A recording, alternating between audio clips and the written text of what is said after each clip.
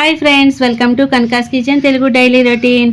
ఇంకా అసలు daily work ఏదో రకంగా ఉంటానే ఉంటుందండి. ఇంకా ప్రొద్దుటే లేచి ముగ్గది వేసేనా. ఇక్కడ ఈ సైకిల్కి సేల్ అని పెట్టాం చూడండి.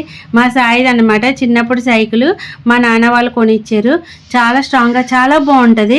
ఇంకా పాత పడిపోయింది కదా, కొత్త సైకిల్ కావాలంటే అది కూడా ఎక్సర్సైజ్ డైలీ వెళ్ళి రావడానికి కొత్త సైకిల్ కొనిపించేసుకున్నాడు ఆల్రెడీ. అది ఉంది, చూపిస్తాను మీకు ఇంకొక వీడియోలో. ఇది అయితే అమ్మేద్దామని సేల్కి అయితే పెట్టాము. ఇంకా ఆ రోజు టిఫిన్ ఏం చేస్తున్నావు అమ్మ అని అడిగారు. ఇదేంట్రా ప్రొద్దుటే డైటింగ్ అన్నారు కదా, ఇదేంటిది ప్రొద్దుని రేపటి నుంచి డైటింగ్, రేపటి నుంచి అలా సంక్రాంతి నుంచి నడుస్తుంది ఇలా డైటింగ్ అన్నది. ఇంకా కాదమ్మా ఈరోజు టిఫిన్ అయితే చేసి అనేసి బజ్జీలు వేయమన్నారు అనమాట. ఇంకా అప్పటికప్పుడు మినపప్పు నానబెట్టాను, అందులో తాళాల గుర్తు అయితే వేసేసాను.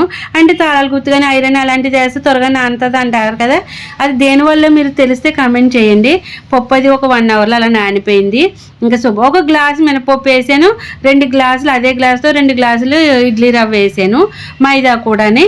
ఇంకా పప్పు అది రుబ్బేసి ఇడ్లీ రవ్వ అది శుభ్రంగా కడిగేసి మైదా, కొంచెం వంట సోడా, ఉప్పు అన్నీ మిక్స్ చేసి అలా కలిపి పెట్టుకున్నాను అనమాట పక్కనే.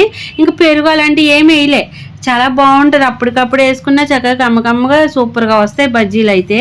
ఇంక ఇందులోకి మనకి హోటల్లో ఎలా తింటాము, 2 చట్నీలు వేస్తారు కదా. ఇంకా ఇప్పుడు ఒక టమాటా చట్నీ అనో, అల్లం పచ్చడి అనో, కొబ్బరి పచ్చడి, పల్లె చట్నీ ఏదో రకంగా 2 ఉండాలి. టమాటా చట్నీ కంపల్సరీ అన్నారనమాట. మాదమ్మ అయితే టమాటా చట్నీ చేయమ్మా చాలా బాగుంటుంది అన్నది. ఇంకా టమాటా పచ్చడి కోసం అన్నీ మగ్గబెట్టేసాను. ఓ పక్కన పల్లి చట్నీ, కొబ్బరి చట్నీ అనమాట, రెండిట్లకి. ఇంకా నేను అక్కడ పొయ్యి కాడ కూర్చొని లేవడానికి లేదు, అన్నీ గబగబా మగ్గబెట్టి ఇచ్చేస్తున్నాను. ఎందుకంటే పని వాళ్ళు వచ్చి కరెంట్ వర్క్ అవన్నీ చేస్తున్నారు, వీలు పట్టలేదు. ఇంకా ఎదురుగుండానే అక్కడే వర్క్ చేయాల్సి వస్తుంది. టిఫిన్లో వేస్తున్నాను. అతను కూడా తినమన్నాను. అమ్మ నేను తిని వచ్చేసాను, అయినా ఈ ఎండాకాలంలో మేము ఈ బజ్జీలు అవి తిన్నామంటే బాగా దాహం వేసేస్తుంది, వద్దమ్మా అని చెప్పేసి అన్నాడు అన్నమాట. మీరు కూడా తినకూడదు ఇలా ఎండాకాలంలో ఆయిల్ బజ్జీలు అవిని, మేము ప్రొద్దుటే అన్నం తినేస్తామని చెప్పారు.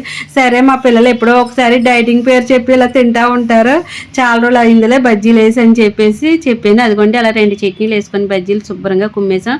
అదిగో కరెంట్ వర్క్ జరుగుతుంది. పైగా మళ్ళీ ఇది ఏంటంటే బాత్రూమ్ అది కట్టడానికి అతను కూడా వచ్చేసారనమాట. అదిగోండి ఆ వర్క్ కూడా నడుస్తుంది. ఇంకా మా పక్కన ఆవిడైతే సమ్మక్క సారక్క గుడికి వెళ్తున్నారు, అది తాంబూలం ఇవ్వడానికి పిలిచారనమాట. వాళ్ళ కొడుకు బరువు చూసి అదంతా బంగారం అంటారు కదా, అది పట్టుకుని ప్రతి సంవత్సరం వెళ్తారనమాట.